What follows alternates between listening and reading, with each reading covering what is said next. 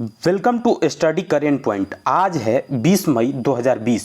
20 मई से current affair के जितने भी इम्पोर्टेंट क्वेश्चन बन सकते हैं सारे इस वीडियो में डिस्कस करेंगे और हर क्वेश्चन से रिलेटेड फैक्ट भी आपको बताऊंगा, तो आप पूरा वीडियो ध्यान से देखें।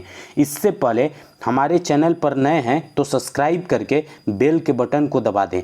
तो चलिए स्टार्ट करते हैं। हाल ही में फ्लिपकार्ट ने किसके साथ समझौता किया है?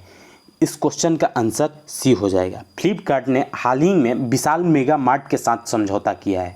अब फ्लिपकार्ट की बात है तो फ्लिपकार्ट की स्थापना 2007 में हुई थी और इसका हेडक्वार्टर बेंगलुरु में है और वर्तमान समय में फ्लिपकार्ट के सीईओ कल्याण कृष्णमूर्ति हैं। इस क्वेश्चन से इतनी जानकारी मिलती है तो चलिए अगले क्वेश्चन पे चलते हैं। हाल ही में केंद्र सरकार ने राज्यों के सकल राज्य घरेलू उत्पाद उद्धार सीमा को कितने प्रतिशत किया है? इस क्वेश्चन का आंसर बी हो जाएगा। केंद्र सरकार ने राज्यों के सकल राज्य घरेलू उत्पाद उधार सीमा 5% किया है। इस क्वेश्चन से इतनी जानकारी मिलती है तो चलिए अगले क्वेश्चन पे चलते हैं। हाल ही में बॉब वाटसन का निधन हुआ है, वह किस खेल से संबंधित है? इस क्वेश्चन का आंसर ए हो जाएगा।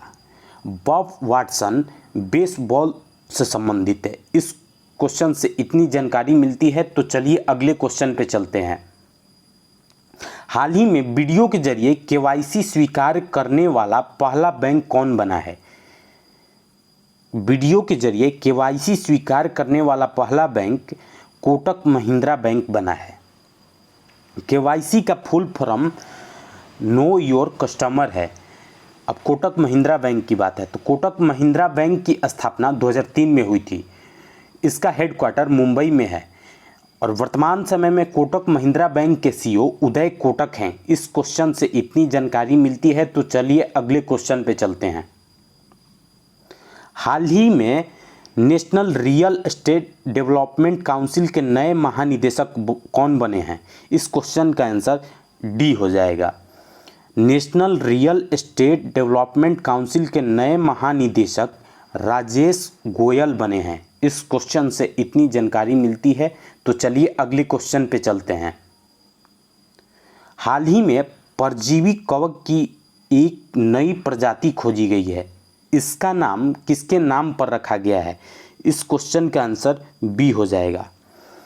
परजीवी कवक की एक नए प्रजाति की खोज हुई है, उसका नाम ट्विटर के नाम पर रखा गया है। अब ट्विटर की बात है तो ट्विटर की स्थापना 2006 में हुई थी और इसका हेडक्वार्टर सैन फ्रांसिस्को में है।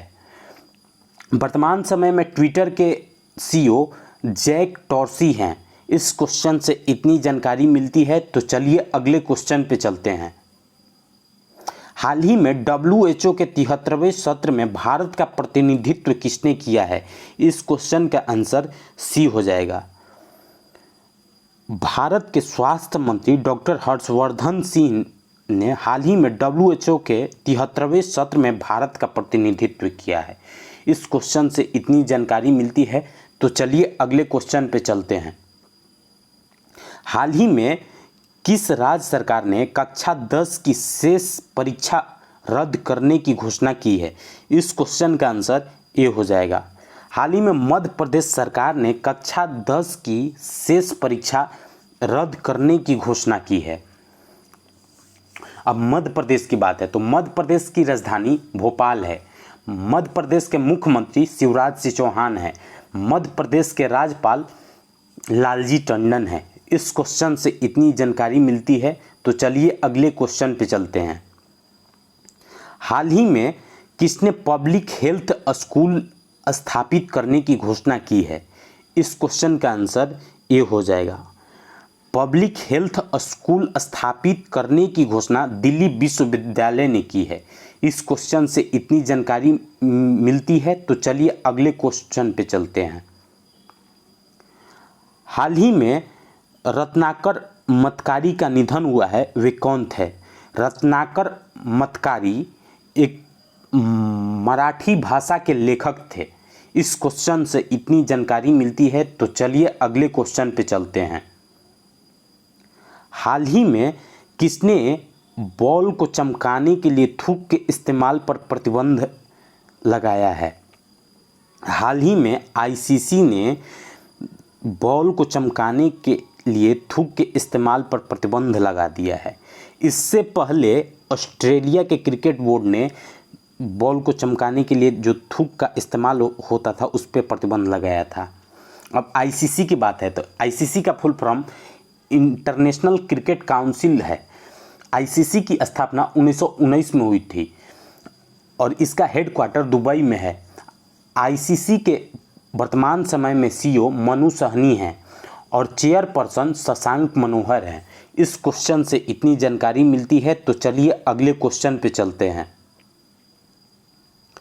हाल ही में पीएम ई विद्या कार्यक्रम के लिए कितने विश्वविद्यालयों को चुना गया है? इस क्वेश्चन का आंसर बी हो जाएगा। हाल ही में 100 विश्वविद्यालयों को चुना गया है। ई विद्या कार्यक्रम क्या है? तो ई विद्या कार्यक्रम में कक्षा 1 से लेकर 12 तक के बच्चों के लिए प्रत्येक कक्षा के लिए एक एक चैनल बनाए जाएंगे जिससे बच्चे पढ़ सकें। इस क्वेश्चन से इतनी ही जानकारी मिलती है। और हमारी वीडियो आपको अच्छी लगी हो तो हमारे वीडियो को लाइक करें और सब्सक्राइब करें, और आपके पास जितने भी स्टडी रिलेटेड व्हाट्सएप या फेसबुक ग्रुप हैं उसमें इसको शेयर करें। Thanks for watching.